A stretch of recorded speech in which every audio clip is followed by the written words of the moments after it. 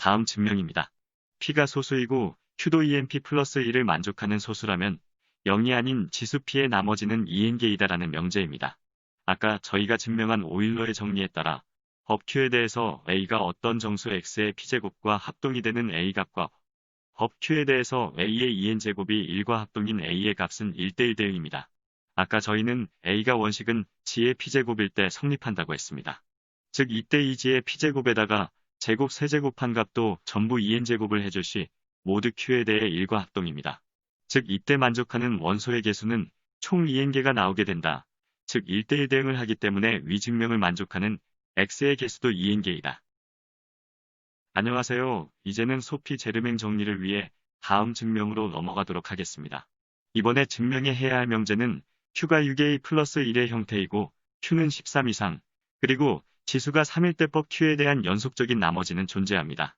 즉 이 말은 Q가 EMP 플러스 1의 형태이고 P가 3 그리고 N이 2초가 일시 불가능하다는 소리이므로 가능한 Q의 값은 7과 13뿐이다. 입니다. 이를 증명하기 위해 우리는 0이 아닌 나머지의 값은 1부터 6A까지만 생각해도 됩니다. 왜냐하면 A가 6A 플러스 1일 시 0과 합동이므로 나머지가 반복되기 때문입니다. 먼저 나머지가 연속하지 않는다고 가정을 하도록 합시다. 즉 지수가 3인수 형태에서 연속적인 나머지는 존재하지 않습니다. 이뿐 아니라 나머지의 차가 2인 경우도 존재하지 않는다고 가정해 봅시다.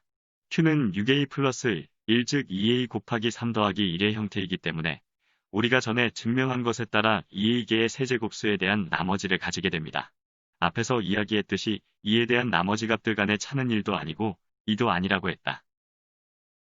또한 2A개의 나머지가 있기 때문에 그 사이의 틈은 2A-1개 있을 것입니다. 그리고 각각의 틈에는 두 개의 세제곱수의 나머지 값이 아닌 정수가 존재해야 합니다. 이때 이 세제곱수를 Q로 나눈 값이 아닌 틈 사이에 있는 정수를 NC, 얼이라고 정의하도록 하겠습니다. 여기서 세제곱수를 Q로 나눈 값이 2A개이므로 총 4A개의 NC열이 존재하게 됩니다. 그런데 틈은 총 2A-1개, 그리고 각각의 틈에는 2개의 NC열이 존재한다고 했으므로 총 4A-2개의 NC열이 존재하게 됩니다. 즉 이것은 2개의 틈에는 3개의 NC열이 있거나 아니면 1개의 틈에 4개의 NC열이 있다고 생각할 수 있습니다. 우리는 Q가 13 이상인 경우만 따져보기 때문에 1과 8은 각각 1의 세제곱, 그리고 2의 세제곱수이기 때문에 세제곱수의 나머지 값이라고 볼 수 있을 것입니다.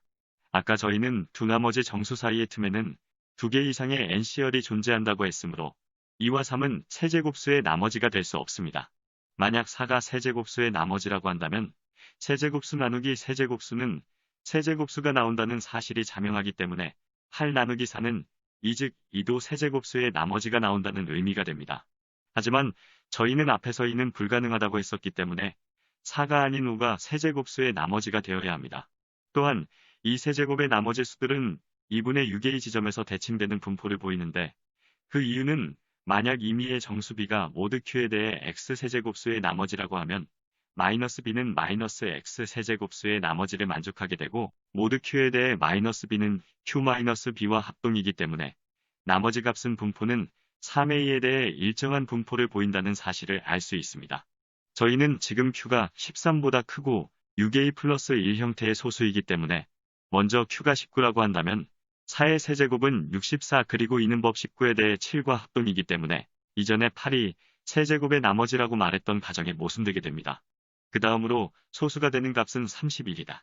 하지만 이 또한 모순이 되게 되는데 그 이유는 3의 세제곱은 27인데 만약 27이 세제곱수의 나머지를 만족한다고 한다면 3의 1을 기준으로 대칭을 이룬다고 했을 때 나머지의 값이 작은 것부터 1 다음에 오직 틈 안에 있는 수의 개수가 3개인데 만약 27이 세제곱수의 나머지라면 27보다 큰 나머지의 값은 30이 아니라 31 즉 0을 만족하기 때문에 대칭이 된다는 기본 전제를 무시하게 됩니다.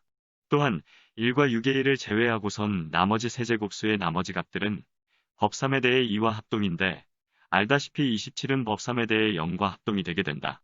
즉 이 전제에 따라서 31보다 큰 임의의 소수 q는 27을 세제곱의 나머지로 가져야 하지만 불가능하기 때문에 모든 세제곱수의 나머지 사이에 2개 이상의 정수가 존재한다는 가정은 거짓이라고 할 수 있습니다.